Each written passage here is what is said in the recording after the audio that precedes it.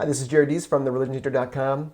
Queen Esther, the Book of Esther in the Old Testament, tells a surprising story of an orphan who becomes the queen during the exile. So the exile, the people of Judah, the Jews, were cast out of their home and into another land. And the king there was ruling over, and they're often persecuting the Jews. So the king in the exile is looking for a new wife. And Esther is beautiful, she's strong, and he falls in love with her. And he elevates her to be his queen. And because of that, Esther has a choice. Do I stand up for and help my people? Or do I hide that I am Jewish? Do I hide and just live my good life? And so Mordecai is Queen Esther's cousin and convinces her to appeal to the king for help.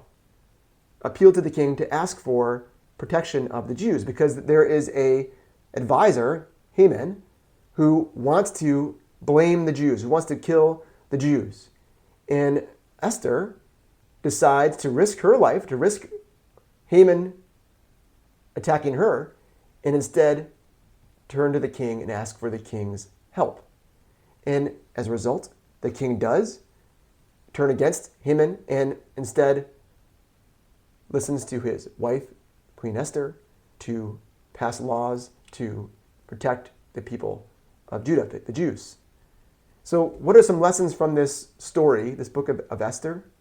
The story of a Jewish orphan, beautiful young woman who becomes the queen in exile. One is in times of trouble, turn to God. Not on our own merits, but in God. God's will be done. Second is to stand up for your people. Stand up for what's right. Don't back down and live the good life that we've been given. If you have opportunities to speak, if you have an opportunity to protect those who are unable to find protection for themselves, stand up and do it. And never forget where you came from. Queen Esther didn't go and become a queen and forget about her people, her Jewish people. No, she remembered her people. And she did everything that she could to protect them and to save them. So it's a lesson for us as well. Where do you come from? Who are your family? Who are your friends? How can I make sure that I don't pretend I don't know them? How do I make sure that I am speaking up for them if they may get fun of? How do I stand up for them when others are putting them down? So, wonderful little story of a woman, Queen Esther, and what she did for her people in the exile. Go make disciples. God bless.